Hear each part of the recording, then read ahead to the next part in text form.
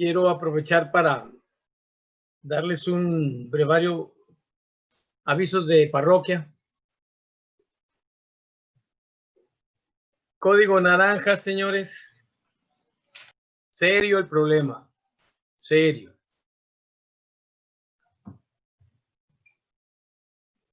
Por dos cosas. Primero, hubo un rebrote del problema. Segundo, los pacientes que ya padecieron COVID pudieron salir adelante de la enfermedad. Están presentando muchos aspectos físicos después de la infectación.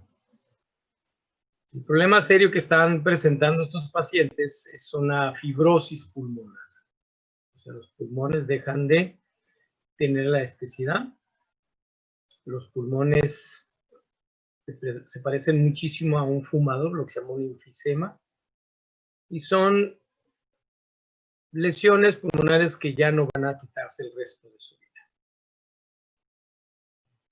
Así que, jóvenes, les hago la aclaración pertinente, obligatoria: absténganse de andar en pachangas. Absténganse de salir con el cuate, echarse la chela. Ya ahorita en el Hospital Infantil de Ciudad Juárez tenemos 5 niños de COVID positiva. Entonces, ustedes no son la regla. Previos mensajes parroquiales, echamos un café, nos relajamos, pero es muy importante. Entonces, decía la serotonina o la 5-hidroxitriptamina. Es un café calientito para todo. Les decía que es un neurotransmisor que se sintetiza a partir del triptófano. Esta triptamina se le encuentra muchísimo en plantas y animales y interviene en muchos procesos bioquímicos. Haciendo una remembranza, el 90% de la serotonina en el cuerpo humano se encuentra en el sistema gastrointestinal y en las plaquetas.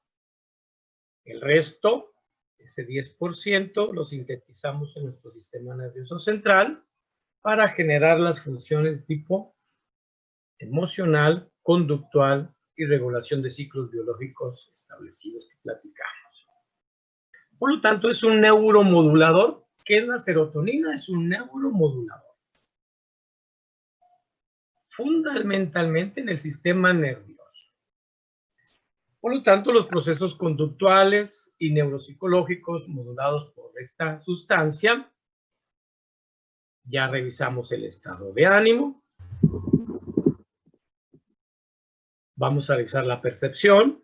Son los procesos que modulan el cerebro: el estado de ánimo, la percepción, la recompensa, la ira, la agresión, el apetito, la memoria, la sexualidad y la atención.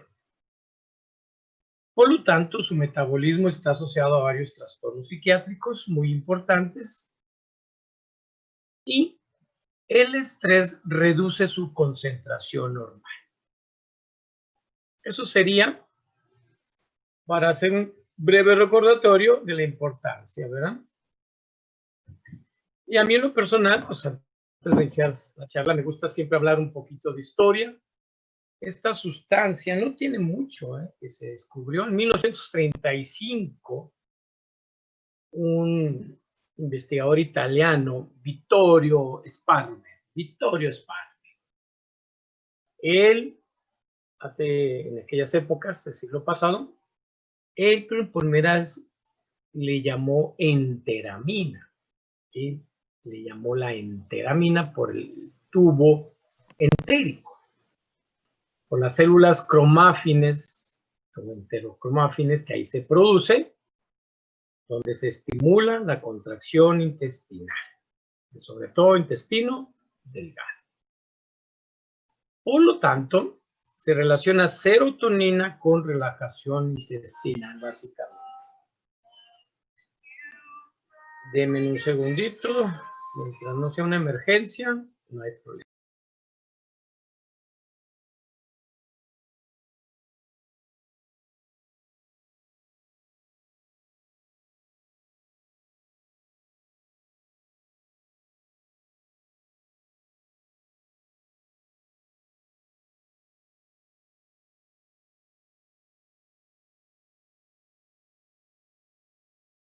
Avisos parroquiales, ya encontré mi cartera, la traía perdida. Nada como el celular perdido, híjole. Entonces les decía, permítanme ustedes, que Vittorio, ¿verdad?, pudo encontrar esta sustancia responsable de la esquizofrenia infantil y de otros trastornos que vamos a realizar. Por lo tanto, no se les vaya a olvidar que la serotonina está muy relacionada con las células enterocromáfines del intestino, por lo tanto modula nuestro movimiento. Y fuera del cerebro, recordándoles nuevamente, es muy importante esta sustancia en el plasma sanguíneo porque produce vasoconstricción para producir mecanismos del coágulo sanguíneo de nosotros. Entonces, hasta 1940 por allá,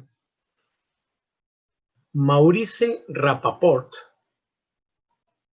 Irving Page, de la clínica de Cleveland, fueron los que ya definitivamente pudieron determinar molecularmente que se llamaría hasta el día de hoy 5-hidroxidiptamina. Por lo tanto, a partir de ese momento, la industria farmacéutica, de 40 hasta el día de hoy, bueno, pudo conocer y generar este proceso. Recordándoles que la serotonina proviene del triptófano. Ahí lo va a captar y vamos a generar todo el metabolismo. Acuérdense que el metabolito principal, 5H1A, son metabolitos importantes dentro del alcoholismo como sensores en los jóvenes, en los adultos. Es un sensor, un marcador químico que nos permite decir este proceso. Entonces, la serotonina es metabolizada acá arriba por las COM, pero en la sangre es metabolizada por el hígado y se secreta por los riñones en forma de pipí. Entonces, les decía, influye en muchas funciones corporales, en muchas funciones psicológicas. Habíamos hablado de los fisiológicos, que es básicamente todo lo que es hueso, coágulo, densitometría y todo lo demás. Esto es muy importante que no lo vayan a olvidar porque por eso nos consideran a nosotros los seres humanos emocionalmente, porque la serotonina es parte esencial de estos procesos. Acuérdense que produce osteoporosis, también puede producir reducción del deseo y su función sexual, y puede intervenir muchísimo en el rol de la pareja sexualmente hablando. Parte de los estados de ánimo que están trabajando. Y la serotonina se ha estado definiendo si participa o no en la esquizofrenia infantil. Esto es muy importante. Aquí dice, es una entidad que aparece después de los, fíjense bien, 11 años de edad, entre primer año y 11 años de edad, el niño, por su tipo de comportamiento, por su tipo de relación de pensamiento, desarrolla datos o personalidades o pensamientos esquizoides. Y realmente la esquizofrenia desde el punto de vista genético de MS está en los 18. He estado haciendo énfasis en la esquizofrenia, en esta diapositiva, jóvenes, porque podemos detectar la esquizofrenia a esta edad. Es muy importante en los niños llevar esta situación. Si detectamos a tiempo este trastorno que les estoy mencionando, podemos evitar o retrasar la presentación de la esquizofrenia ya en la adolescencia. Consideren ustedes cómo está asociada con inhabilidad a realizar contactos afectivos con el medio o por un pensamiento o una dependencia simbiótica excesiva. Se puede confundir con un autista. Estos pacientes jóvenes, póngale ahí en letras rojas, casi la mayor parte de los médicos, incluyéndome su servidor, psiquiatras, o pediatras, o neurólogos, siempre ponen trastornos del desarrollo infantil, trastornos del neurodesarrollo. Nunca ponen psicosis o esquizofrenia. Siempre ponen ese diagnóstico porque engloban todo esto que estoy platicando. Pero hay datos universales que hacen que se sospeche en un niño de 1 año a 11 años este trastorno, muchachos. Muy importante que no se les olvide eso. Por lo tanto, les hablé a ustedes de la progranulina,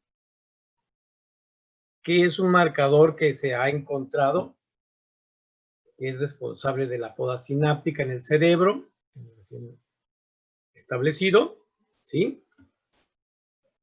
Entonces, sí es importante tener en cuenta esto.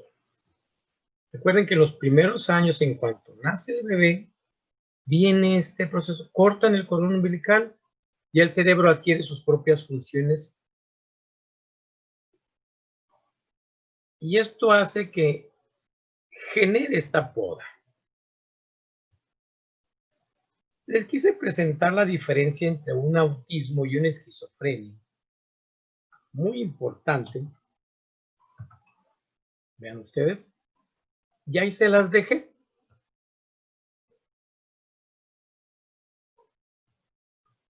El trastorno de espectro autista y la esquizofrenia. Ahí ustedes se las dejé. Se las quise compartir. Son los datos del DSM y el CIE.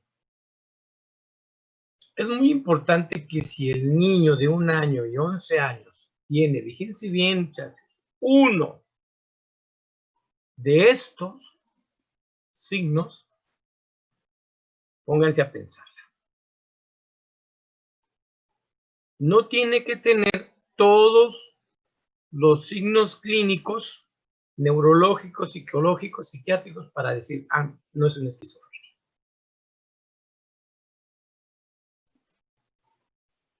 Esta presentación se la pasé, no sé si se la pasé, Edith, ¿ya te la mandé? No, profe, no me la ha enviado. Ahorita te la voy a enviar. Ok. ¿Es la misma de la pasada, profe? Debe de ser. Ok. Por eso, en lo que me escuchan, algunos apuntan, pero esta es la presentación de base de la serotonina. ¿Está bien?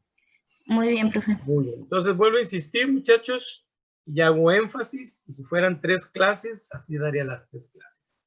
No necesita un niño tener todos los datos de la TEA para decir, ah, este es un autista.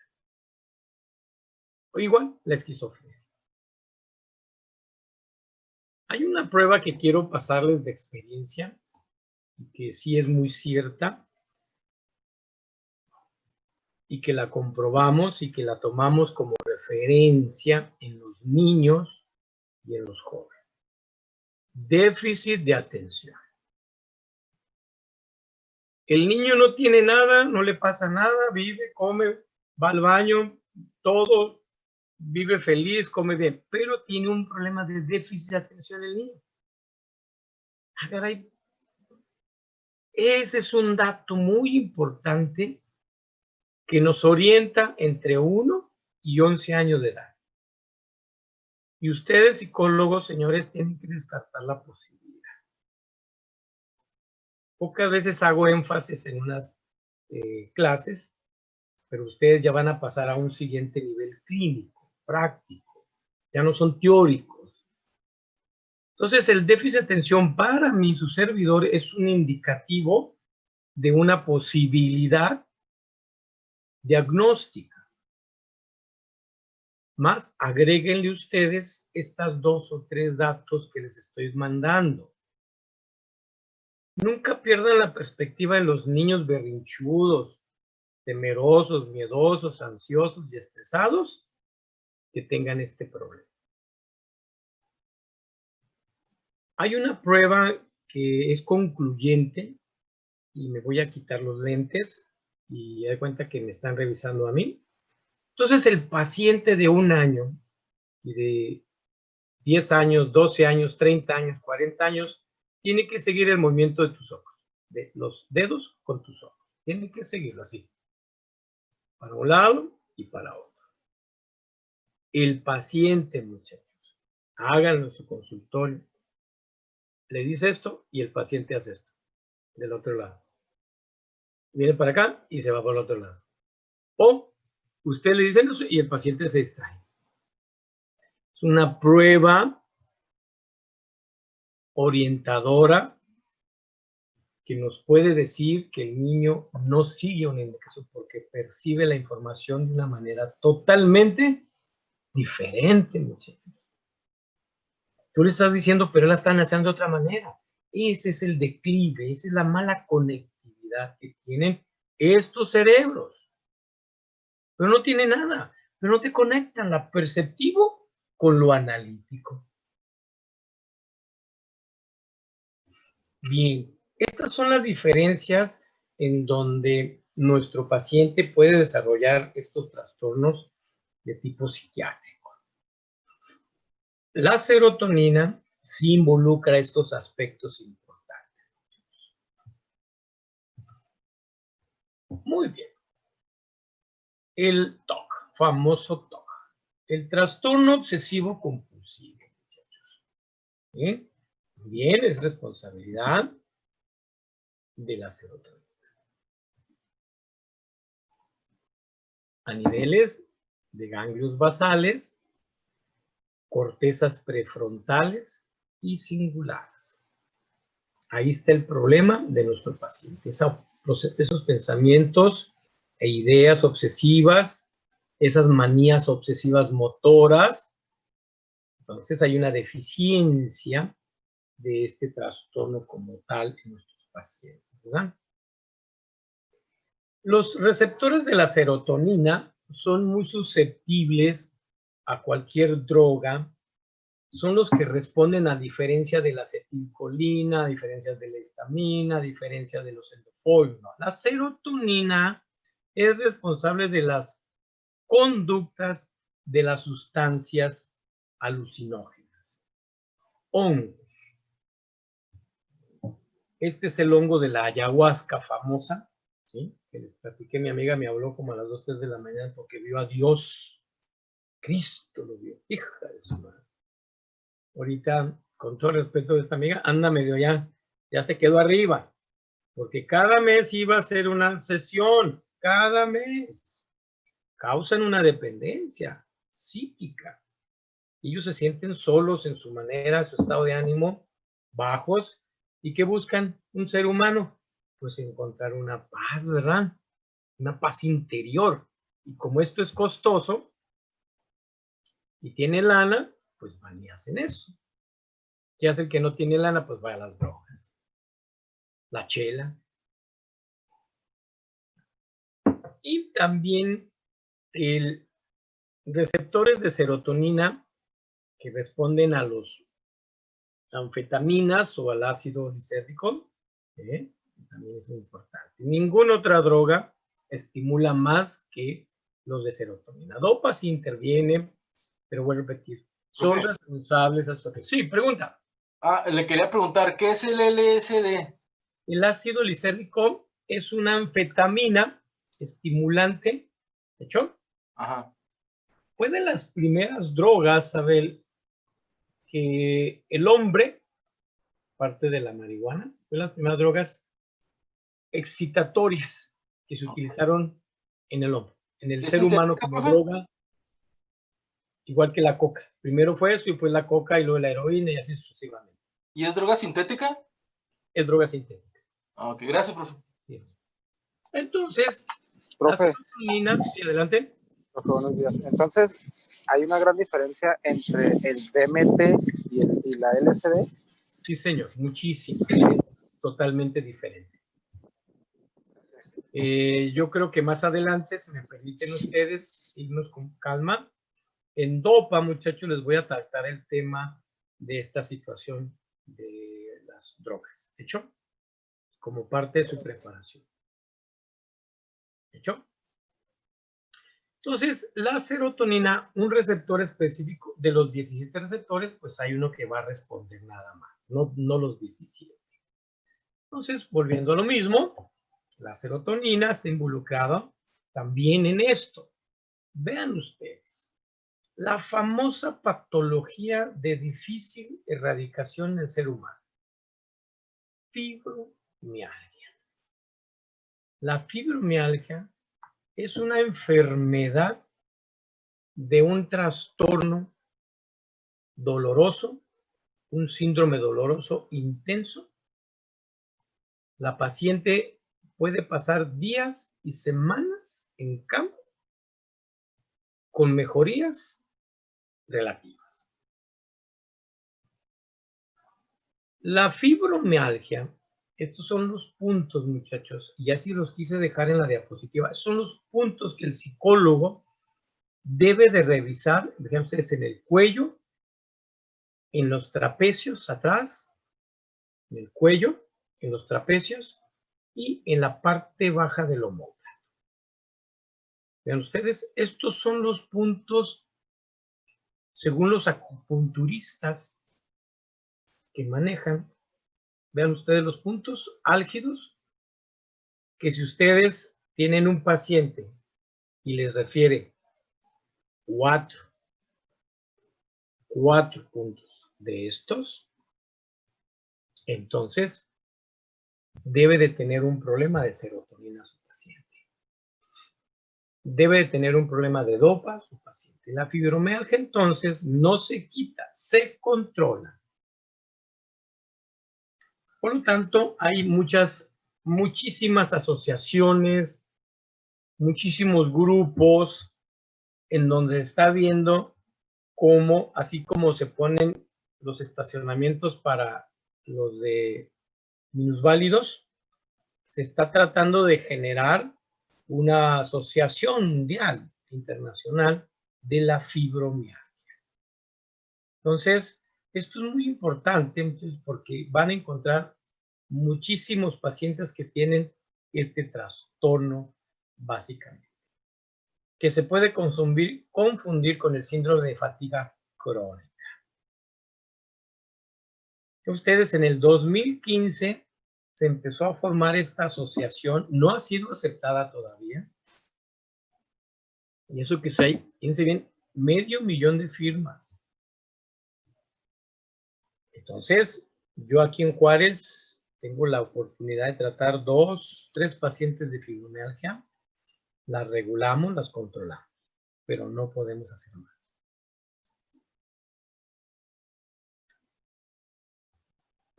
Por lo tanto, la serotonina también dentro de su control, vean, ahí les puse dicho en niveles bajos, o sea, con estados agresivos. Estados agresivos. ¿Cuáles estados agresivos tendríamos que tener? ¿El agresivo verbal o el agresivo de madrear? No, el estado agresivo de adaptabilidad. Defender tu territorio. Eres muy agresivo, mando irritado. ¿Estamos de acuerdo? ¿Quién tiene que inhibir el estado agresivo? Tu órbito frontal. El hipotálamo, la amígdala, le mandan la información de la ira. llega a la corteza prefrontal ventromedial del lado derecho, y si esta corteza en el chavo, en el adulto, no inhibe a la amígdala, entonces el paciente es agresivo, física, verbal, y ya está. Todo lo demás. ¿Escuchó? Si le falla esto. Ese límite entre agredir y nada más ser agresivo, enojón, es el límite que está regulando esta contra. ¿Estamos de acuerdo? Cuando esta ya no regula, entonces te enojas y vas sobre el objetivo. Eso se llama violencia. Esa es la gran diferencia, muchachos. Siempre me preguntan, ¿y cuál es la violencia física? Cuando esta no regula. Mientras eres agresivo, eres irritable, eres enojón, siempre andas enojado, irritable, frustrado. Pero ya llegar al límite, insisto nuevamente, la agresión física verbal hacia el perro, hacia las demás especies, es cuando ya hay una disregulación del área prefrontal, órbito-frontal, por una baja de serotonina, una alta de dopa, una alta de noradrenalina. ¿Cuál es el proceso entonces del paciente que va a tener una agresión, muchachos? Una disfunción de la corteza prefrontal, órbito frontal, con una baja de serotonina, una elevación de dopa, ¿escuchó? Y al elevarse dopa, pues se eleva ácido glutámico y baja el GABA. Por eso cuando le damos a un paciente, esos pacientes agresivos, les damos ¿qué? Aparte de bloquear la serotonina, le damos medicamentos que bloqueen al ácido glutámico y bloquean a la dopa. O sea, dos de ellos son los antipsicóticos, el litio o los estabilizadores del ánimo. Es la forma en que tratamos un paciente violento, agresivo, irritable, que se enoja hasta con la mujer, con la esposa, con los amigos, siempre anda enojado, ¿verdad? No le damos benzodiazepinas porque el problema no es la benzodiazepina, es este problema. Y les recuerdo, desde neuroanatomía, yo les dije a ustedes, cualquier alteración, daño, disfunción de los lóbulos frontales, los pensamientos, las ideas, los comportamientos, se vuelven impulsivos, desinhibidos y esquizoides, clasificándolos en una psicosis. Y dentro de la psicosis que existen en este planeta hay 16 tipos de psicosis, jóvenes. Bien. ¿Qué más hace nuestra querida serotonina? Bueno, pues está involucrada en la depresión, en la ansiedad y en la migraña. Entonces, la serotonina en áreas de la depresión son ciertas áreas y en la ansiedad son otras áreas. Y la migraña es el resultado de una alteración de la vasoconstricción de vasos arteriales del cerebro. Entonces, una alteración de esta sustancia tiene influencia en trastornos de este tipo, que son ya enfermedades o trastornos psiquiátricos. Dentro del punto de vista inmunológico, vean ustedes qué tiene que andar haciendo la serotonina allá en el aspecto linfocitario inmunológico a raíz del COVID. Esto es lo que hace en el COVID, el miedo, la ansiedad, el pavor. Esto es lo que está sucediendo, muchachos. Vean ustedes la diferencia entre una tinción de linfocitos, que son los que nos defienden contra el COVID. Vean ustedes la gran diferencia que hace la serotonina. Al haber un aumento del estrés y todas las sustancias que van a inflamar el sistema nervioso, ¿ven ustedes la diferencia de un sistema linfoideo normal a una deficiencia de un sistema inmunológico deficiente? Entonces, la baja de serotonina por estrés, por ansiedad y por todo lo que hemos platicado, llega a este rumbo también. Entonces, este es el mecanismo por cual el estrés, la ansiedad, desencadenan trastornos inmunológicos aparte de los depresivos. Muy bien. Vamos a ver entonces, tiene un efecto modulador e inhibidor de la conducta, sobre todo acá en lóbulos prefrontales bilaterales. Aquí, la serotonina inhibe conductas impulsivas, riesgosas. La impulsividad es responsabilidad de tu lóbulo frontal, pero quien tiene que regular que no seas tan impulsivo, tan acelerado, es tu serotonina, obviamente con otros neurotransmisores. Pero la serotonina es responsable de inhibir conductas impulsivas, que no seas agresivo y que tampoco te desinhibas.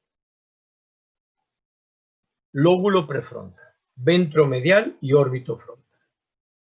Prefrontal, ventromedial y orbitofrontal del lado derecho.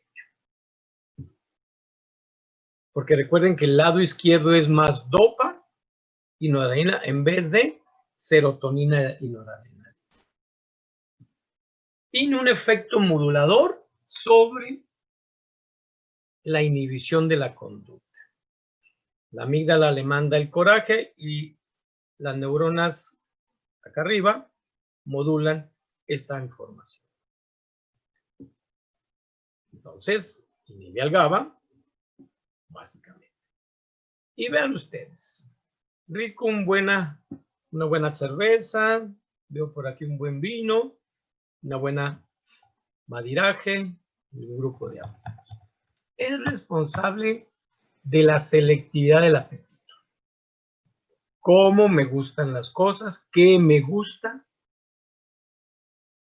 muy importante. No el hambre, cómo me gusta lo que voy a ingerir. Él selecciona a través del sistema olfatorio, a través del sistema de la corteza entorrinal, los olores, a través de la lengua, genera ese comportamiento. Es la diferenciación individual a los alimentos que nosotros vamos a consumir. Él ya es responsable de este tipo de conducta en el ser humano que pertenece a las conductas biológicas, el comer. Nosotros comemos cada 4 horas, cada 8 horas, cada 2 horas. Vamos a comer nosotros por ciclos. Y un ciclo normal para mantener una serotonina estable es comer cada 4 horas. Y así aumentas de peso ni bajas. Mantienes tu nivel de serotonina, mantienes tu nivel de oxitocina y el placer. Si te das mal pasadas o comes muchos carbohidratos o lo que hemos platicado, obviamente desbalanceamos este sistema de selectividad de apetito. ¿En dónde? Hipotálamo. ¿En dónde? Hipotálamo. Ahí hay serotonina en el hipotálamo por esta función mental importante. Muy importante entonces la serotonina en modular el dolor, en las habilidades motoras y en los aspectos cognitivos, ahí está. Lenguaje, memoria, orientación, atención, funciones ejecutivas. Habilidades motoras y interpreta y procesa el dolor físico. La serotonina es responsabilidad de que nosotros tengamos dolor y sintamos ese dolor. Por lo tanto, al tener esta influencia también y sobre el apetito, él es el responsable del peso corporal normal de nosotros.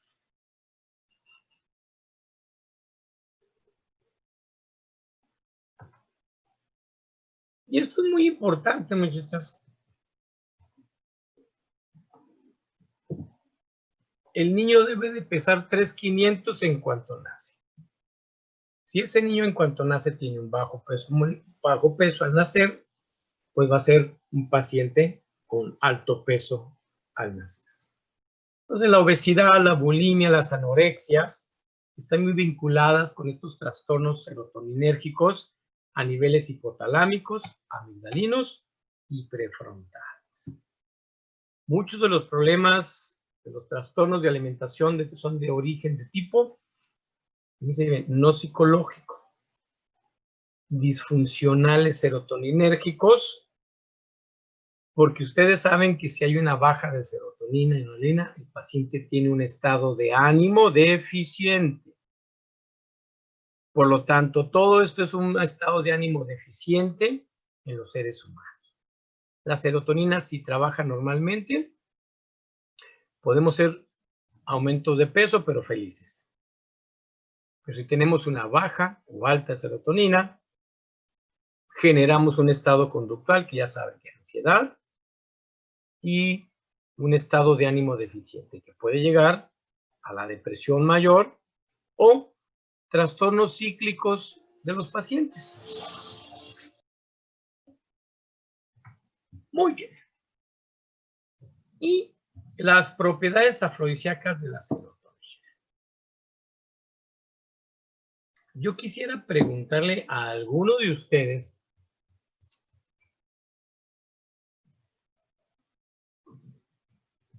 a ver quién se anima. Y estamos entre gente madura. Todos pues, ya hemos tenido relaciones sexuales. Y hablamos de trastornos sexuales, falta de orgasmo, líbido, etcétera. Trastornos en el ser humano. Bueno, ¿alguien me quiere explicar cómo un ser humano genera estos aspectos sexuales? ¿Cómo empieza una actividad sexual? ¿Cómo se modula? ¿Quién es responsable? A ver, uno de esos cachondos.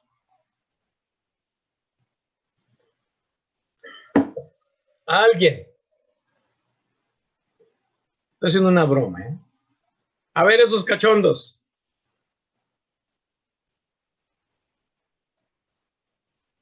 ¿Alguien? Por favor.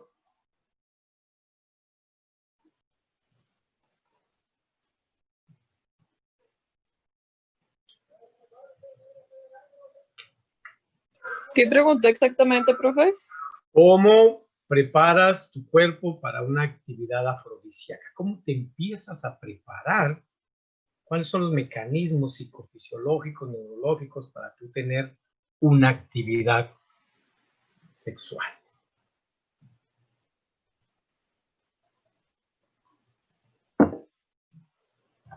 O sea, si tú estás con tu pareja y él te estimula, pues si tú aceptas una relación sexual, pues tienen sexo. ¿Estamos de acuerdo? Mi pregunta es, como psicólogos, ¿cómo se prepara? No nada más es, mi amor, te quiero y te amo. Tengo 28 participantes.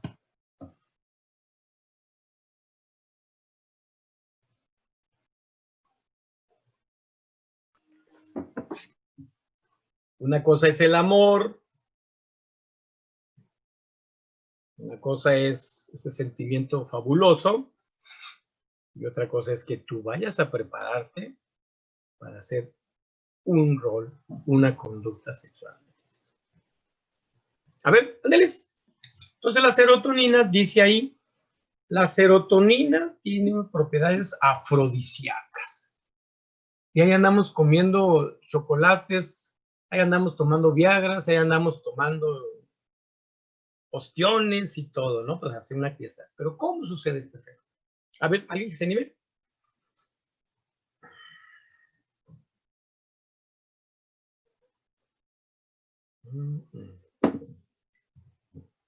Nadie.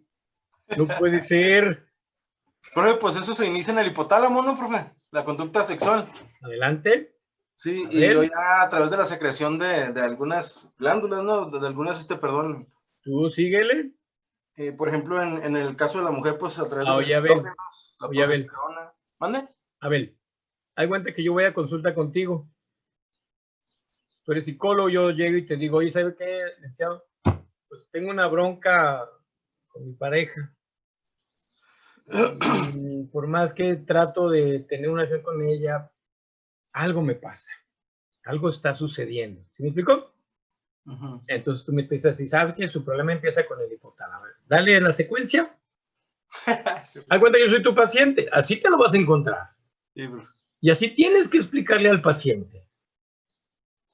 Y Pues, así tiene que explicarle cada uno de ustedes el por qué tiene una bronca afrodisíaca su paciente. Adelante, Abel.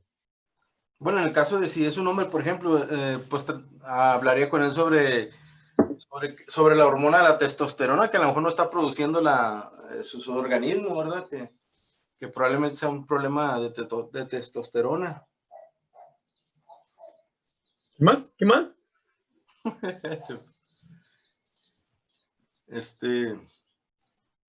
Pues, ¿qué más le podría decir, profe? Ok, te voy a cambiar la palabra a Abel y para todos, si quieren apoyar a Abel. ¿Cómo influye la serotonina entonces en las relaciones sexuales? Eso es todo. En el placer, profe, ¿puede ser? ¿Cómo? En el En deseo. el placer. A ver. A ver, licenciados, ya es hora de que suelten, o sea. A ver, Pues en el como deseo, usted, ¿cómo? como usted lo menciona, bueno, para empezar, si está bajo de serotonina, pues no va a tener ganas. Vamos, Hay Edith, adelante, Edith, que adelante. darle unas pastillitas azules, no se crea, profe. Hay que darle alimentos, como usted dice, altos que tengan, como usted lo había mencionado, el chocolate negro, las almendras. ¿Qué más? Bien, otra vez les voy a cambiar la pregunta. Fíjense cómo podemos entender. ¿Cuál es el mecanismo fisiológico para tener sexo? Háblame bonito, mi amor, y todo lo demás, ¿verdad? Pero, ¿cómo sucede ese estímulo? Porque siempre tienen que ustedes aprender a explicar esto, muchachos. Sí, Muy pues a través bien. de las sensopercepciones, ¿no, profe? Adelante, mi amigo. Sí, a través del tacto, por ejemplo, a través del oído, hasta el olfato, un olor rico en el hombre o en la mujer, todo eso incita a que se produzca serotonina, ¿no, profe? Ya habíamos platicado de eso, ¿eh? Ajá. Bien. Entonces, les agradezco la intención. No, gracias a usted. Afrodisíaco significa aumentar el líbido, el erotismo. ¿De hecho? Afrodisíaco significa motivación para buscar yo a mi pareja. Entonces, todo depende de varios pasos y se los voy a enseñar para que ustedes puedan explicarle a sus pacientes cómo una serotonina tiene propiedades afrodisíacas, que el chocolate, que la rosa y todo lo demás. Mi amor, te amo, te quiero.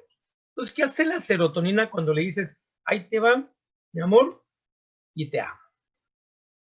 Bueno, ahí les va. Primero, el comportamiento de nosotros depende de la cantidad de luz que recibamos. Para empezar. ¿De hecho? Y luego, dependiendo de las estaciones, otoño, invierno, primavera, ¿sí? Dependiendo de la estimulación, dependiendo. ¿Sí? Por eso los embarazos, nosotros atendemos muchos pacientes a mitad de año, entre primavera, porque todo lo que es otoño, invierno, voy a hacer una broma, es un recogimiento emocional, ¿sí? Porque como no hay serotonina, no hay mucha luz, entonces aumenta la concentración. Y eso hace que las parejas, los seres humanos, incluyendo las especies, tengan mayor regocijo, o sea, acicalamiento, ¿escuchó? Se reúnen más. Esto es un mecanismo, fíjense bien, de especie. Entonces, de esta manera, durante las estaciones, que les decía, hay mucho aumento de la depresión y una falta de estímulo sexual. Así que si ustedes tienen un paciente y están en primavera y tiene falta de estímulo sexual, hay una bronca con eso. Entonces, vean ustedes cómo se va generando, cuando llega la primavera y el verano, la serotonina se condiciona a la luz del organismo. El sol. El sol. No el chocolate ni el ostión. Entonces el sol forma parte importante para hacer la reproducción de especie, la conducta sexual, el apego, la acicalación, el que yo quiero estar contigo y todo lo demás. Entonces, estas dos estaciones circadianas biológicas influyen, muchachos, influyen sobre la producción de serotonina para la actividad reproductiva sexual. No coito, sino el acicamiento. ¿Hecho? No el coito.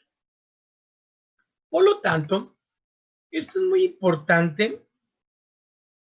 Por lo tanto, el individuo se siente con un aumento progresivo del bienestar.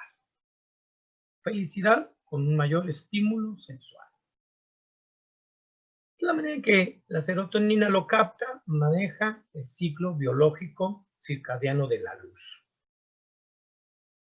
Y si ponemos a ese animal o nosotros y tomamos mucho sol o mejoramos, vean ustedes, independientemente de no tomar triptófano, tengamos depresión, hay que salir al sol. Hay que decirle al paciente, ¿sabe qué? Va a echar un medio litro de sol, póngase al sol, sáquenlo de ahí. Que no puede, muchachos, tiene depresión. Entonces, si ustedes se fijan, las paredes de aquí de mi consultorio son grises. Cambien el color de la casa del paciente. Pónganle mucha luz al paciente. Pónganle un ambiente enriquecido al paciente que tiene un problema. ¿Sí me explico, verdad? Porque hay mujeres, hombres que van a su cuarto y tienen unos colores, olvídate, negros, azules. Denotan el concepto. O sea, aquí sí que atrás de todo, ellos cargan con un factor. ¿Sí me explico, verdad, jóvenes? Yo no estoy en contra de que te guste un color negro en tu vida, pero señores psicólogos, si ustedes tienen un joven entre 15 y 25 años con problemas sexuales, depresivos, ansiosos, farmacodependientes, tienen que revisar cómo vive esa persona. Y los colores y la luz, aquí se los estoy poniendo. Es muy importante aumentar el neurotransmisor. Y hay gente, créanmelo, en los jóvenes sobre todo me ha costado decirles, hey, cambia el color de tu pared, por favor. Y hay personas que se encierran y ponen las lámparas y cierran las cortinas. ¿Sí me explico, jóvenes? Porque ellos quieren estar en sí mismos tranquilos, aislados. Y no. Esa es una conducta que no estoy diciendo que sea patológica, ¿no? Pero incita a que este neurotransmisor con el tiempo, con los años, tenga deficiencias. Producto de las concentraciones de este neurotransmisor en el cerebro. Por lo tanto, se dice lo que ustedes han conocido siempre, es la hormona del placer. Y si no producen ustedes hormona, entonces no tienen placer, muchachos. Recompensa, gratificación. No tienen. Y eso afecta a otros aspectos que vamos a ver más adelante. Entonces, se le considera que la serotonina, y vamos a ver este ejemplo que les quise poner. Entonces, para que se produzca la eyaculación o un orgasmo de una persona, ¿sí? Ya tienen el contacto. El hipotálamo libera oxitocina. Ahí va. El hipotálamo libera oxitocina.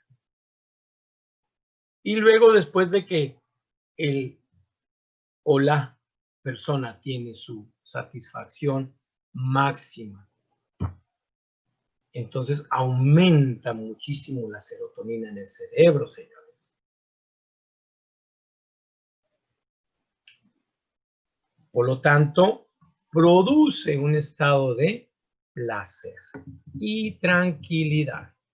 ¿En dónde? Área mesolímbica, núcleo accumbens. ¿En dónde? Área mesolímbica, núcleo accumbens.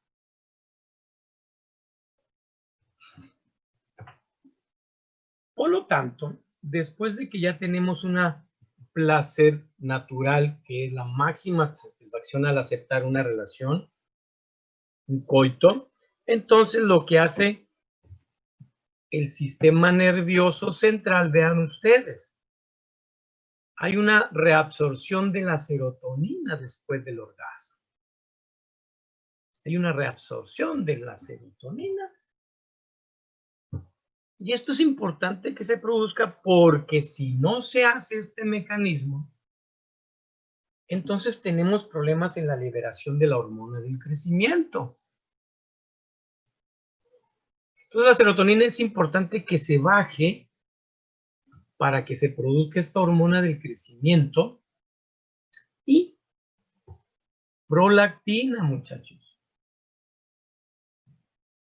Prolactina. Esta, vean ustedes, tiene acción sobre los acinos glandulares para la formación de leche. Aguas. Aquí es muy importante el circuito dopaminérgico túbero hipofisiario. La serotonina tiene que estimular a la dopa en el circuito túbero hipofisiario para inhibir la lactancia en la mujer. Si este circuito no funciona, entonces la mujer va a desarrollar producción de leche durante el orgasmo.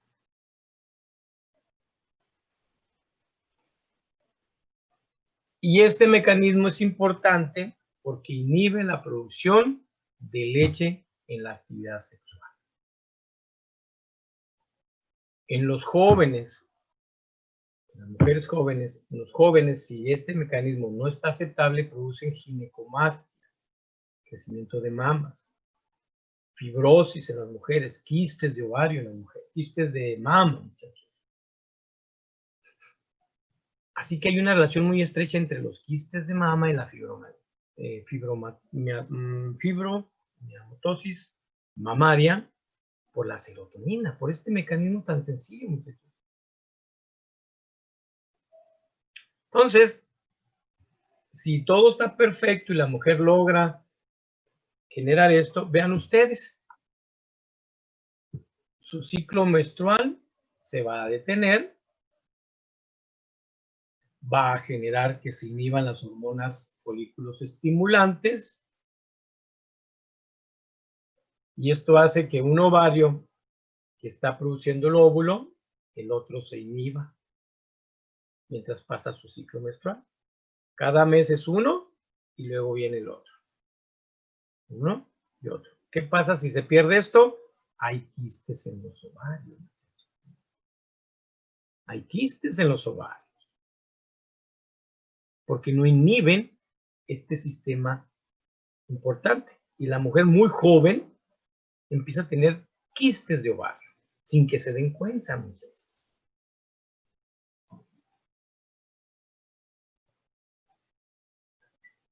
Si todo está correcto, entonces un ciclo, 28 días, se inhibe, y luego viene el otro mes, y luego viene otro ciclo.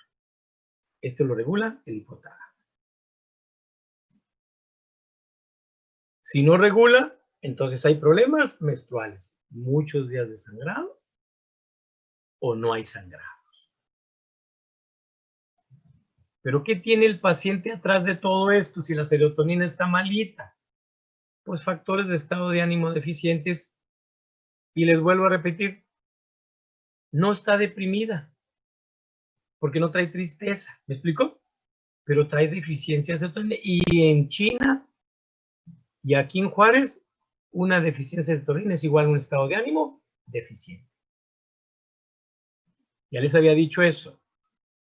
O muy ansioso o muy deficiente, jóvenes. Entonces, si todo está perfecto, inhibe la secreción de hormona luteinizante para el hombre también. Y luego,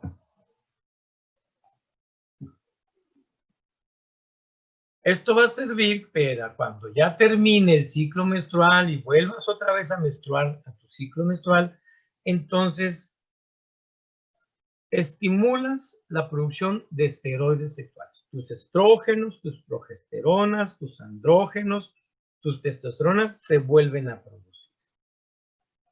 Abel, lo que tú dijiste, la testosterona, si no lleva este ciclo, entonces no se produce testosterona en el hombre. Y en la mujer, no produces cada mes tus ciclos de testosterona y tus ciclos de progesterona. Por eso los perfiles hormonales, para saber cómo anda tu sistema, muchachos. Entonces la serotonina está muy involucrada en los ciclos menstruales, en los ciclos reproductivos, en los ciclos de embarazo, ¿sí? A través de este proceso, señores. Ya entra en juego sistemas eje hipotálamos hipofisiales, pero ¿hasta dónde anda nuestra comadre que se llama serotonina? Por lo tanto, no sería posible si no se reabsorbe serotonina por la hipófisis. ¿Hecho? Así que pues se sabe que produce placer y al absorberse estimula otras hormonas. La serotonina al absorberse produce otras hormonas. Fíjense bien, mujeres, ahí lo tienen. Un mes uno, un mes a otro. Por eso la relación de sus ciclos biológicos reproductivos de la mujer están sujetos a estados emocionales y el hombre no. Porque nosotros no producimos óvulos y ustedes sí. Fíjense por qué es importante la serotonina en la mujer y por qué hay más depresión en la mujer a diferencia del hombre. Por esto, la serotonina de todo el proceso afrodisíaco produce maduración del folículo ovárico.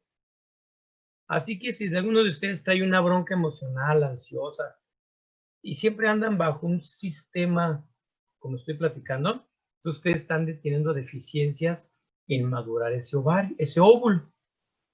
Ahí está el ovario, pero la celulita, la semillita que se llama folículo de von Graf, va a crecer, va a crecer, va a crecer, pero a lo mejor sale inmaduro. Y eso, muchachas y jóvenes, Es motivo de que si un óvulo inmaduro es fecundado, ahí donde vienen las alteraciones genéticas, ahí donde vienen las deficiencias genéticas, y con la posibilidad de los famosos autistas, esquizofrénicos, y que no saben por qué mi hijo nació con esquizofrenia. A ver, pues vamos a ver qué te pasó en tu vida desde que naciste. No, pues es que mi papá, o tuve, ¿sí me explico, jóvenes? Entonces es muy importante, señores psicólogos, que ustedes tengan esta relación en los trastornos que estoy mencionándoles. Hay una relación bioquímica molecular con los trastornos de ánimo y con las enfermedades psicosomáticas de sus pacientes. Entonces, muy importante este aspecto. Y en el hombre, ahí lo tenemos. Jóvenes con infertilidades no pueden embarazar a la mujer.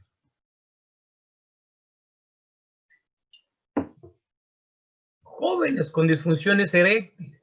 Jóvenes con disfunciones de eyaculación. Jóvenes.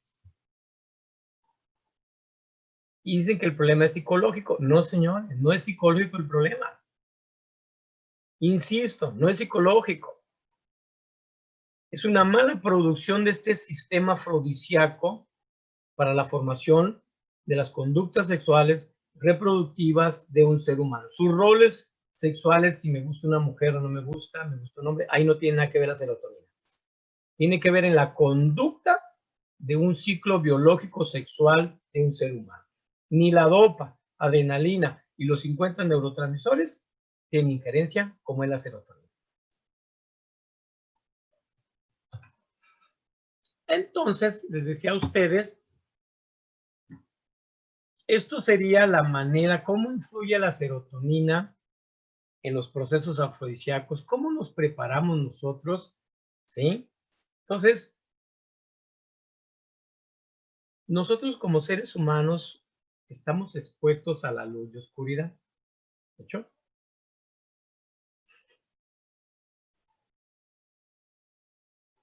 Por eso las actividades al sol y no a la oscuridad, al sol. Es una terapia para sus pacientes. Por eso la serotonina, al llegar a la glándula pineal, se convierte en melatonina, que es para dormir. Ahí no tiene nada que ver la serotonina. Ese es el sueño, eso es vigilia. Pero para tu vida diaria, de todo lo que estoy platicando, e incluyendo si hoy tienes deseos de tener relaciones sexuales con tu pareja, es importante que tengas este proceso bien establecido. Preguntas.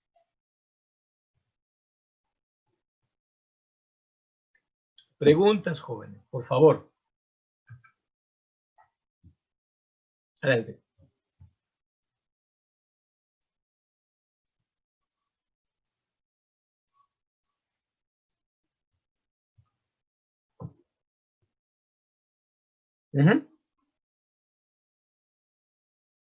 Así es. En este caso, toda la plática va orientada hacia hipotálamo, porque ahí se regulan las conductas sexuales, no a cortezas. ¿Estamos de acuerdo? Hecho. Preguntas, mis queridos amigos, más preguntas.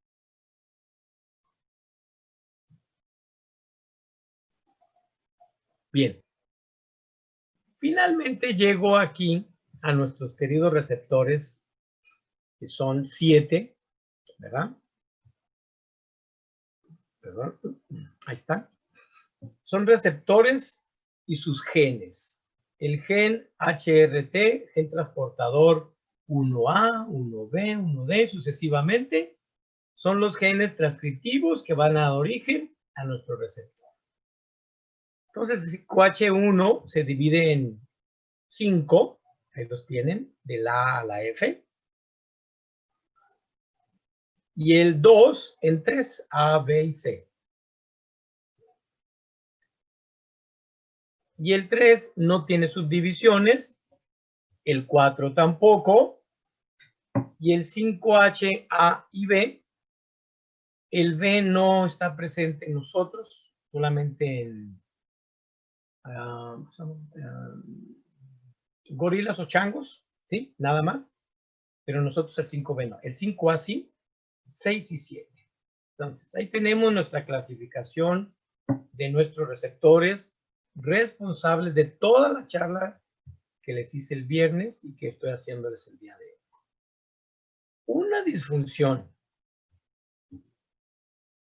Una disfunción de nuestro receptor nos va a dar trastornos.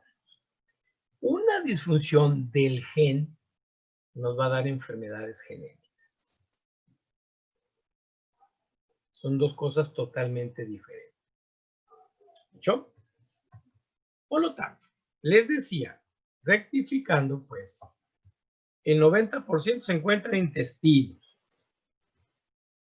el 10% en el sistema nervioso.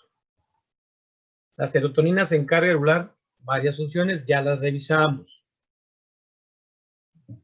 ¿Vamos bien?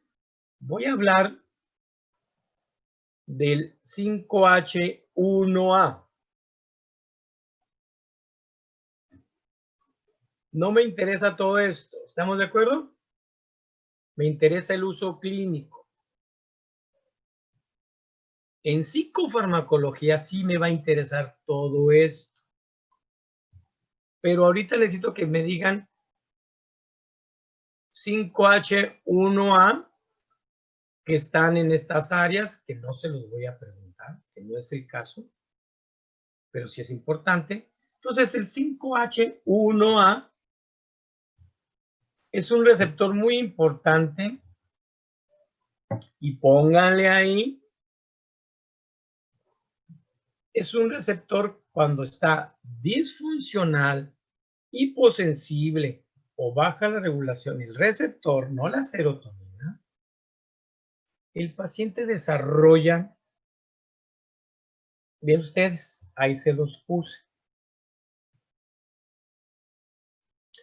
Si el receptor funciona bien y no tiene problemas, entonces regula la ansiedad para que sea un estado de ansiedad normal. ¿Estamos de acuerdo?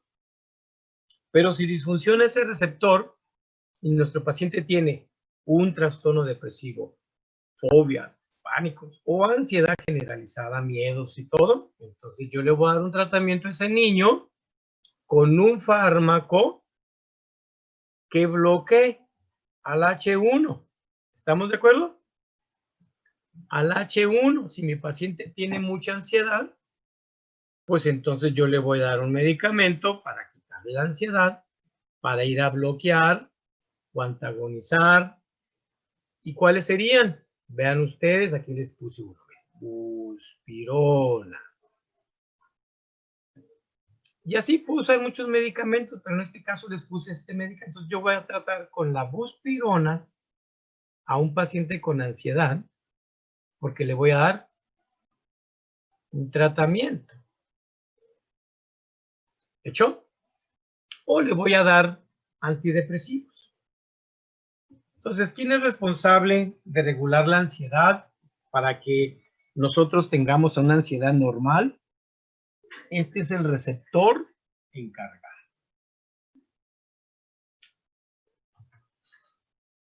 Estos receptores 5H1A, voy a hacer un poquito de imaginación ustedes, ubíquense por ahí en el mesencéfalo, los núcleos del Rafael, ya lo habíamos hablado, ¿sí? Estos receptores, cuando los activamos, inhiben o suprimen la liberación de serotonina para que no produzca ansiedad, no produzca irritabilidad o agresividad. Por eso hay que inhibirlos, ¿sí? El paciente con ansiedad que tiene irritabilidad, miedos, porque este receptor está generando estos aspectos. Entonces, esto es muy importante porque ahí entran en juego muchísimos medicamentos. El efecto de este receptor es que es muy importante porque dice la palabra así en la psiquiatría, remueve la ansiedad social. Remueve la ansiedad social. Pacientes con trastornos de fobia sociales. Entonces, es un efecto clínico muy importante porque libera oxitocina, muchachos. Libera oxitocina, la cual al paciente le produce este receptor una sensación de empatía y confianza. Entonces, vean ustedes la empatía y la confianza. Este receptor, al bloquearlo o al generar su funcionabilidad, nosotros le devolvemos al paciente depresivo estos aspectos de su vida cotidiana.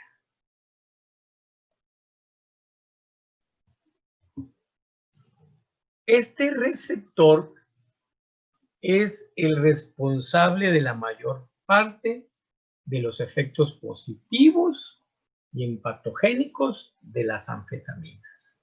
El MDMA, a la cual se refería, ¿quién? A ver, ¿quién me preguntó?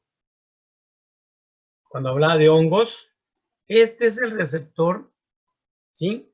Y cuando tú te tomas este hongo, la MDA, te produce, ya eres sociable con todo el mundo, andas hasta amas a todo el mundo, ¿me entiendes cómo?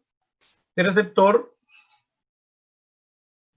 te ayuda muchísimo, te estimula la empatía, la sociabilidad, porque son drogas que estimulan y te quitan ese fenómeno. Al desaparecer la droga, te vuelven otra vez a producir el efecto. O drogas depresoras, muy importantes, cualquiera hace este problema. Este receptor 5H1A tiene un efecto analgésico y antiemético.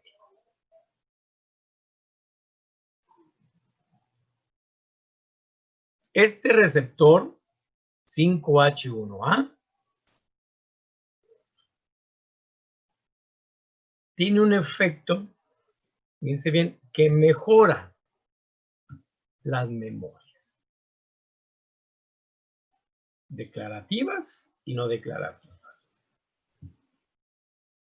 Por lo tanto, si lo inhibimos por drogas, por desveladas, o sea, si lo inhibimos, entonces el paciente que va a tener problemas, amnesias, falta de memoria.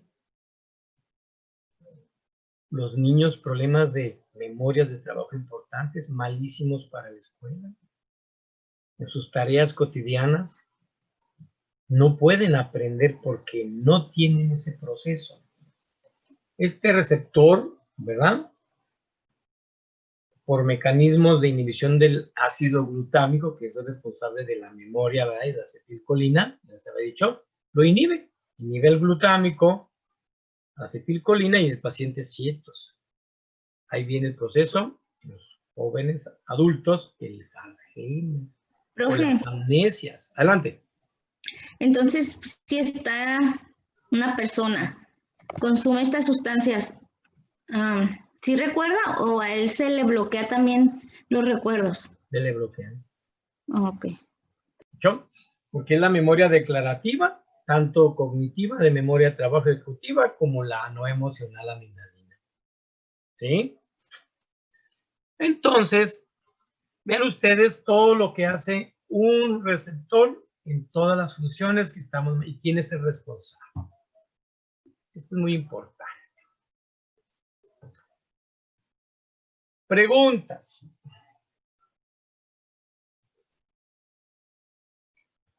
¿Nada? Este receptor, muchachos, en cuanto a efectos sexuales, este receptor, al activar estos 5H1A, dificultan las erecciones del ser humano.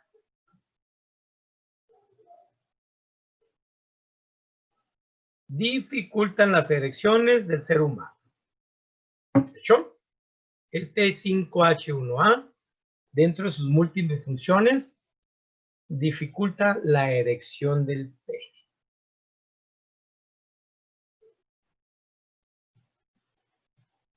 Este receptor dilata las pupilas.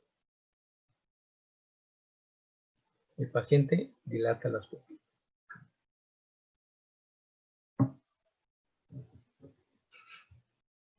La falta de erección peneal se debe a que este receptor bloquea la dopa. Así que si le damos dopa al chavo, vuelve otra vez la erección. ¿Escuchó? Por eso el chocolate, Edith, por eso los cuestiones, porque producen dopa en estos pacientes. Porque bloqueas este receptor. Por lo tanto, este receptor como tal se mete con una comadre que se llama eje hipotálamo hipoficiario adrenal. Se mete ahí, en el hipotálamo, se mete y hace que se produzcan otras hormonas, entre ellas la prolactina.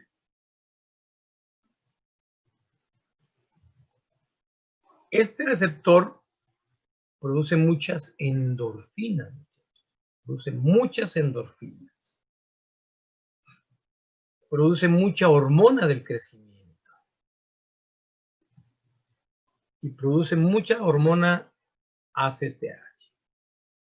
Entonces, por eso el paciente tiene mucha ansiedad y estrés, porque es adrenocorticotrópica. Y como está produciendo esta hormona, pues produce cortisol y adrenalina. ¿Vale?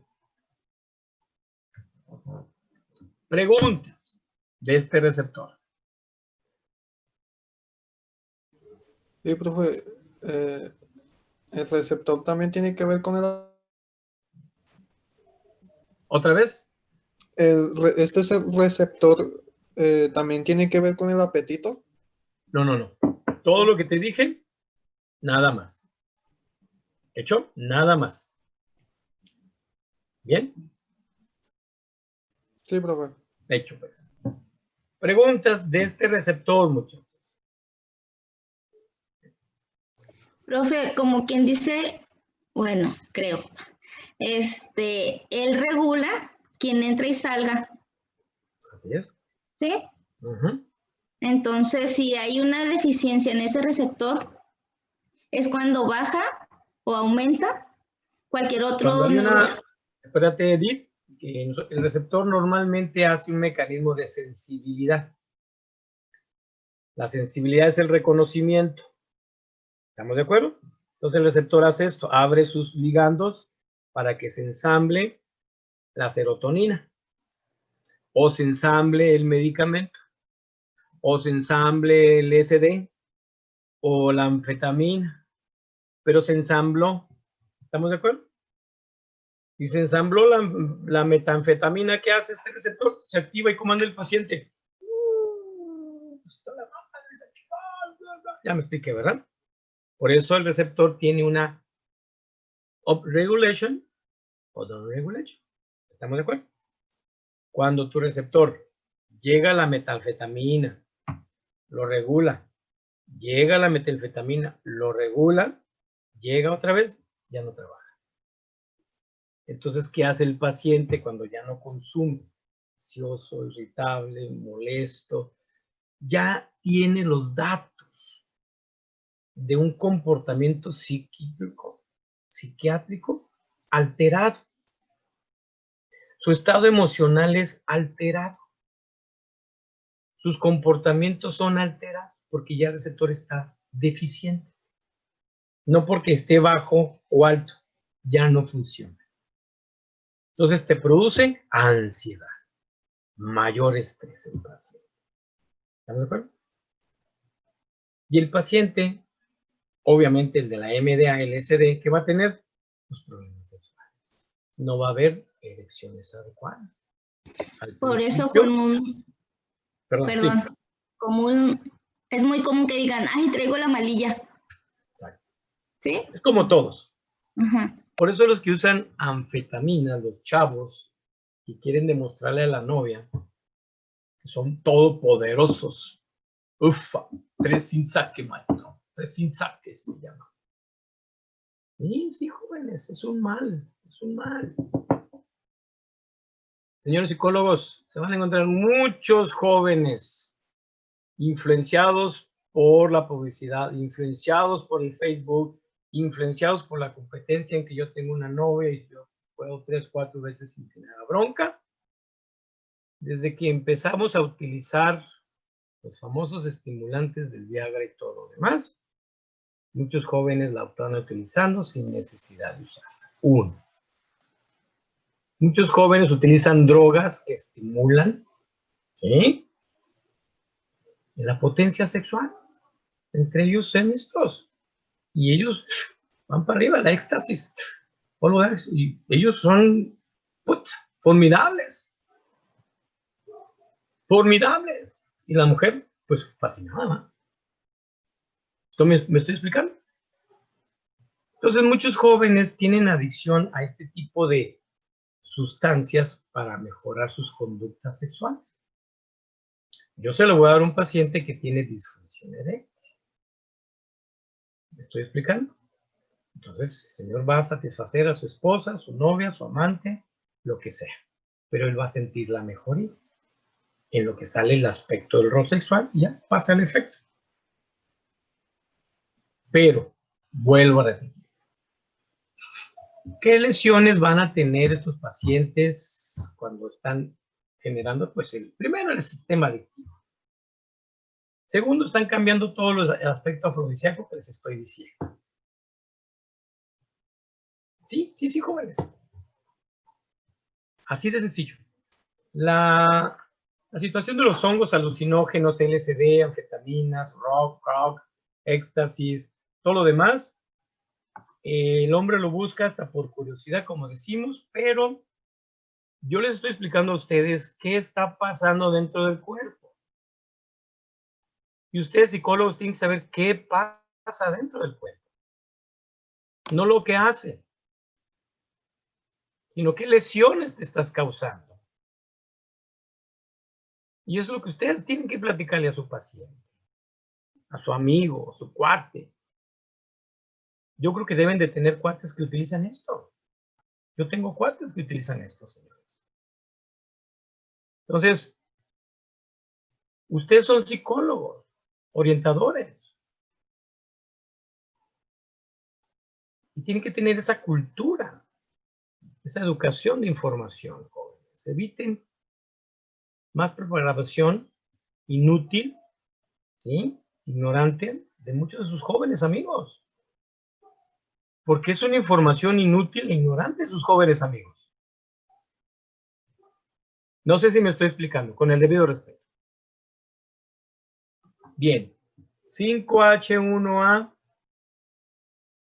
manejando estos aspectos importantes. Más preguntas, jóvenes. Que quiero que quede bien integrado este receptor. Más Yo preguntas. tengo una, doctor. Adelante, señor, adelante, con gusto. En donde dice áreas cerebrales de mayor densidad, ¿se refiere a las áreas donde se encuentra este receptor? Así es. Okay. Donde está más concentrado. En psicofarmacología lo voy a volver a tomar, pero sí va a ser importante. Ahorita lo que quiero es que tengan el concepto que había dicho. Ese receptor ahora. El receptor EDIT y todos está bien, pero llega la serotonina, estimula el receptor y el receptor no funciona. Una cosa es que el receptor esté bien y que haya baja de serotonina o una alta. Entonces lo que hace el receptor es que la recibe, pero como hay mucha serotonina, pues empieza a producir otro receptor, otro receptor, otro receptor, otro receptor al mismo miligramo de serotonina, porque hay 2 miligramos, 3. Entonces ese mecanismo de aumento de producción de receptores por alguna sustancia es cuando el paciente genera los estados depresivos, los estados de ansiedad, los estados esquizofrénicos, bipolares, psicóticos, etcétera, etcétera, etcétera. Cuando yo doy un tratamiento antidepresivo a base de litio, antidepresivo, regular, entonces, ¿qué hacemos? Sacamos la serotonina y entonces la plasticidad en la neurona es quita receptores para dejar lo que le corresponde.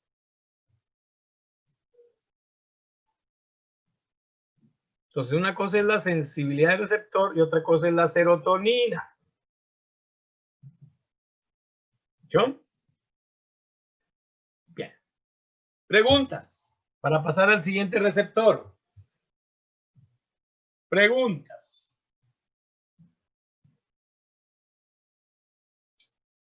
¿Quedó comprendido, jóvenes? Bien, vamos a pasar al siguiente. 5H1B. Ahí se los voy a estar diciendo si no lo ven. ¿Hecho? 5H1B.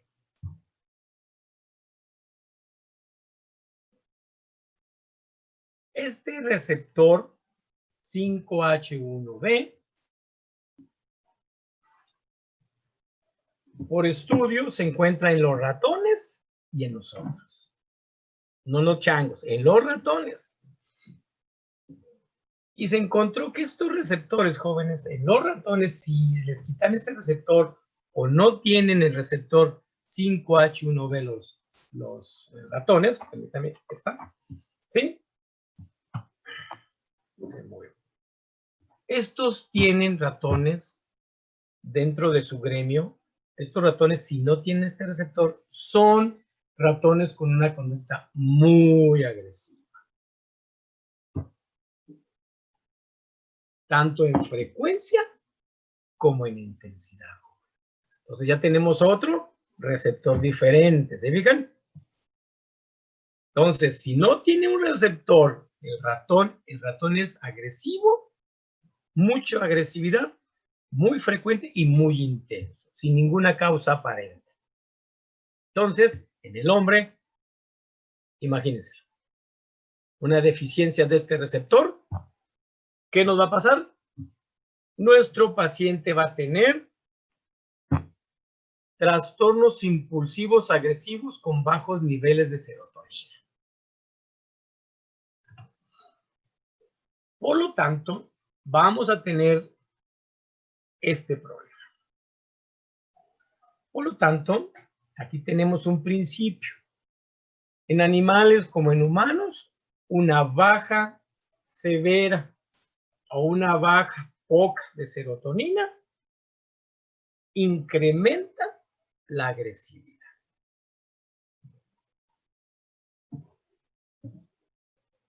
Así que si yo voy a bloquear este receptor, le voy a dar un medicamento para, fíjense bien, discúlpenme, si este receptor no existe, tenemos este problema. ¿Vamos bien? Entonces, ¿qué está fallando? El receptor.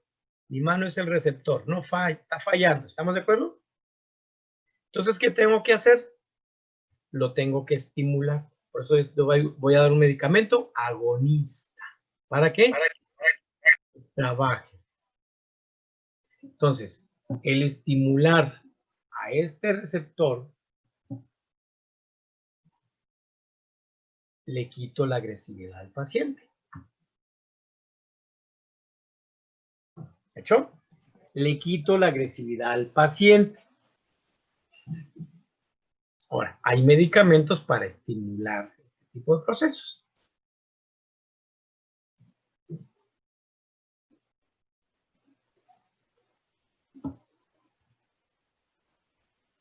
Miren ustedes que este receptor fue estudiado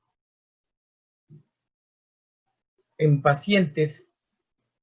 Fue un estudio allá en Holanda, en donde revisaron 14 pacientes violadores, pirómanos y asesinos. Estos pacientes fueron revisados, 14 de ellos. ¿Estamos de acuerdo? Y enfocaron baterías a este receptor. Ellos tenían, en su problema post-morte, ellos tenían niveles elevados de serotonina. Fíjense bien. Ahorita voy a explicar por qué bajos niveles de serotonina y por qué en estos pacientes violadores, agresivos, impulsivos, asesinos, tenían altos niveles de serotonina. Bueno, si ustedes recuerdan en el examen anterior les dije que en los IMAO, en el botón presináptico, los IMAO destruían al neurotransmisor. ¿Estamos de acuerdo? Bien, en este estudio, jóvenes, específicamente se encontraron que estos violadores, asesinos, pirómanos, todo lo que me quieran decir, violadores y asesinos, no producían IMAO.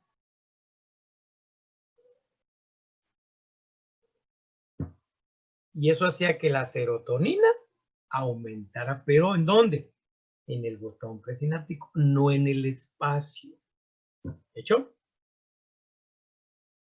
Por eso, la serotonina en el espacio sináptico, ¿cómo estaba? Pues baja.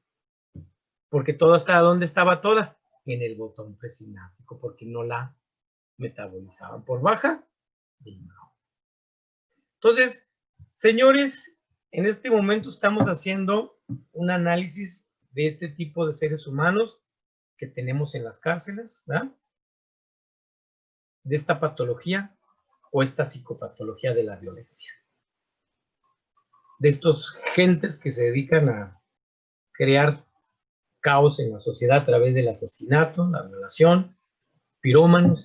Chavos, niños, que van a aprenderle. Miren ustedes, los pirómanos. ¿En serio?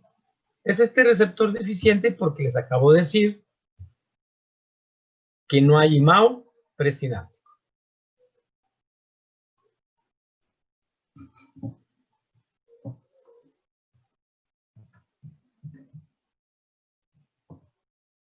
¿Hecho?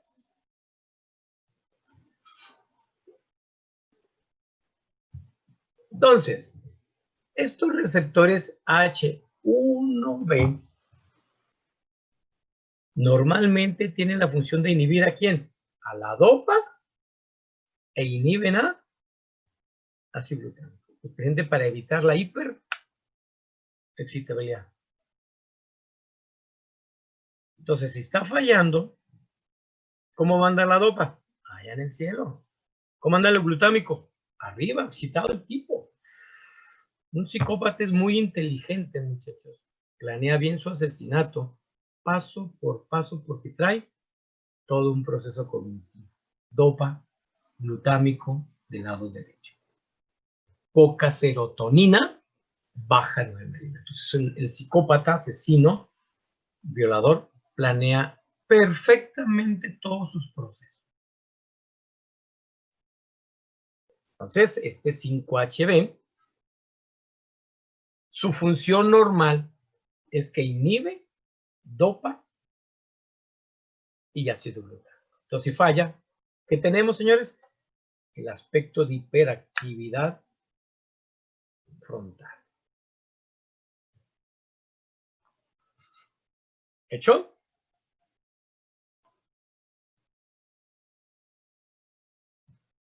¿Vamos bien?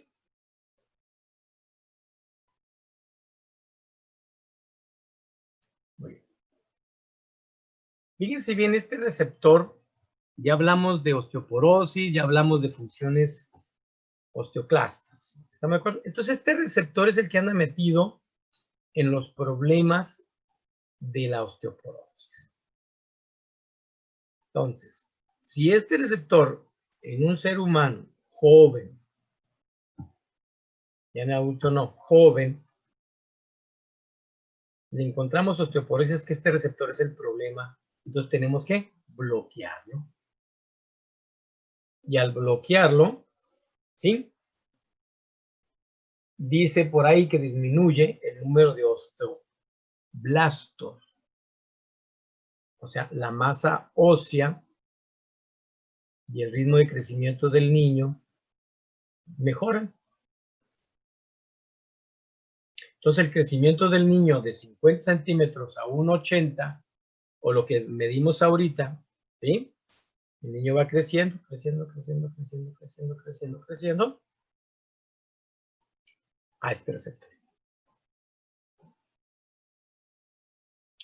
porque este receptor, como el 5H1A o el 5H1 global, estimula la hormona del crecimiento. Cuando ya estamos tercera edad, nosotros empezamos a bajar de talla. Nuestros huesos se vuelven más compactos. Si midíamos 1,70, 1,69, 1,68 y hasta que empezamos a encorvar. ¿Me explico? Porque este receptor genera el proceso de osteoporosis en el ser humano.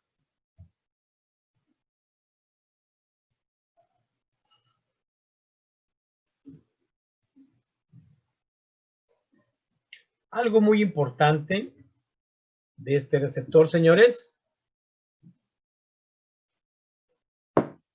es que en los pulmones, ahorita por el coronavirus, en los pulmones producen en el bronquio, ¿hecho?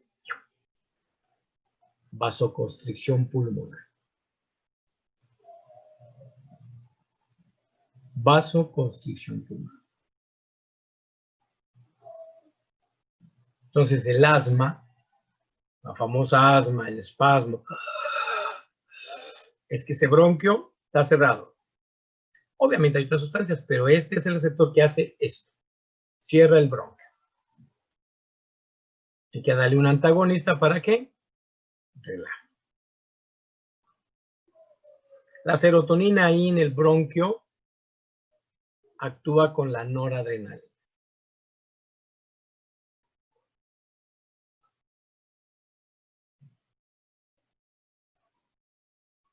¿Hecho? Preguntas de este receptor. Ahí está en su diapositiva. Ahorita le mando a Edith esta presentación. Si este receptor está fallando, no existe, tenemos todos estos trastornos que les acabo de mencionar. La patología forense, en la fiscalía, violadores, asesinos y todo lo demás. Profe, Mande. ¿qué es lo que hace que los asesinos o violadores, por ejemplo, dejen de producir MAO? Esto, el principal mecanismo que ellos tienen es que ellos tuvieron factores psicosociales de aislamiento, abuso físico sexual, pacientes maltratados. Esto es lo que sucede en estos pacientes. Por ejemplo, los antidepresivos son los que encargados de bloquear, en este caso, los IMAO, ¿verdad? Pero, por ejemplo, las drogas en el caso de los jóvenes no actuaría como también bloqueadores. Sí, pues.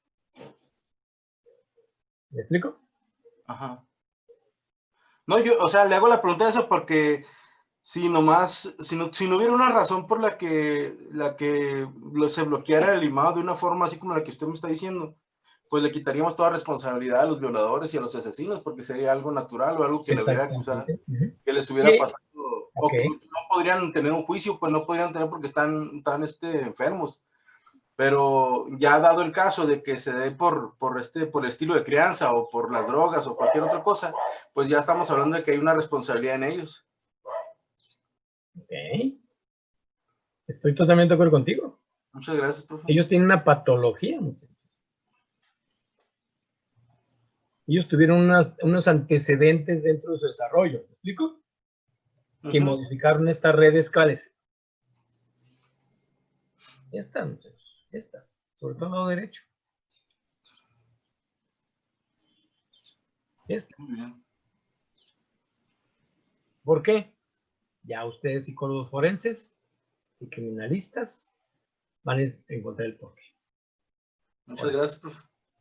De nada. ¿Qué pasó? Pues tienen en las redes neuronales serotoninérgicas esta deficiencia.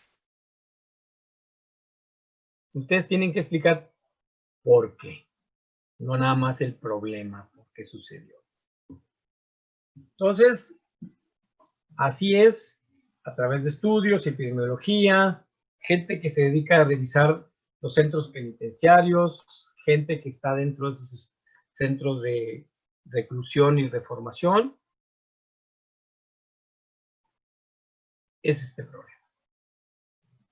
Preguntas. Preguntas, jóvenes. Más preguntas.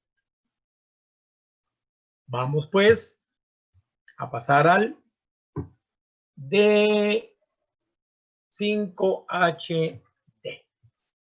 5HD. ¿Hecho?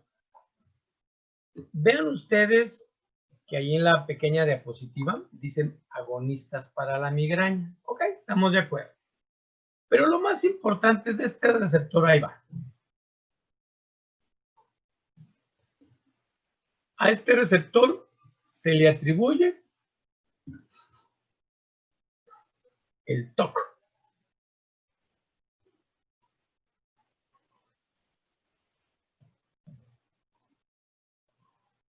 Una alteración del gen, no del receptor, del gen R5HT, así como les dije ahorita, del gen, entonces el gen está deficiente y el receptor no funciona y este paciente va a tener y se le atribuye el trastorno obsesivo compulsivo,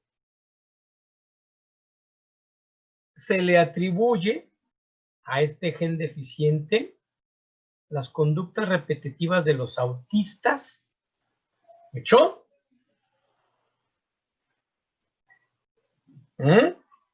Perdón, los autistas. Y estos pacientes, fíjense qué increíble. Permítanme ustedes, hay que darles esto. Hay que darles este medicamento, los autistas, los obsesivos compulsivos. Y esos medicamentos se utilizan para la migraña. Y a un paciente con problemas obsesivos compulsivos, y estos medicamentos para la migraña mejoran el funcionamiento de ese receptor.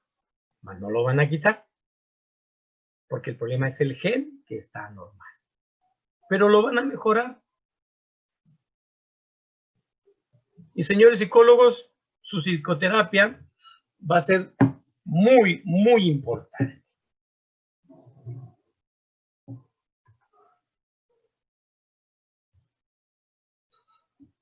Estos receptores acá en el cerebro son los responsables de los accidentes cerebrovasculares. Producen vasoconstricción cerebral. Y en el cerebro nunca debe de haber vasoconstricción. ¿Recuerdan ustedes que la serotonina formaba parte del coágulo? Produciendo vasoconstricción. En el cerebro produce cierre del espasmo, más no coágulo, cierre de la arteria, isquemia transitoria, falta de oxigenación. Premisa. Por eso todos nosotros, incluyéndome ustedes y yo, cuando tenemos estrés y todo lo que va a platicar, ¿qué pasa con las arterias cerebrales? Se cierran. Entonces hay isquemias. Y el paciente, sin ninguna causa, sin ningún antecedente, sin ninguna enfermedad, puede producirles un accidente vascular cerebral. Ustedes, a su edad, pueden producir un accidente vascular cerebral sin ninguna causa, nada más por estrés, nada más por ansiedad, o traen una bronca psicosocial, o traen un estrés postraumático, o tienen una bronca con la esposa en este momento, con la novia, con el dinero, y les viene esa baja condición y empiezan con el problema de mareos, desmayos, visión borrosa, de jóvenes, no tiene que ser un viejo. Lo bueno es que la vasoconstricción cerebral debe de durar, antes de producir esa isquemia, debe durar menos de un minuto. Afortunadamente. Afortunadamente el cerebro utiliza mecanismos de regulación y abre otras arterias, abre otras arterias, abre otras arterias. Si no, se cierra, minuto, 2, y órale. Entonces, este produce vasoconstricción cerebral. ¿Hecho? Bien. El 5H y D. Estamos hablando del 5H y D. Vamos a hablar del E. 5H y E. ¿Saben? Este es responsable en la adquisición y almacenamiento de recuerdos. Este señor es el responsable de que nosotros tengamos almacenamiento, adquisición de recuerdos. ¿Dónde está la memoria a largo plazo, señores? Hipocampo, cortezas prefrontales, bulbo olfatorio. Por eso nosotros recordamos olores de hace toda la vida. Entonces ahí están expresados estos receptores 5H1E, responsables de la adquisición y almacenamiento del recuerdo. ¿Hecho?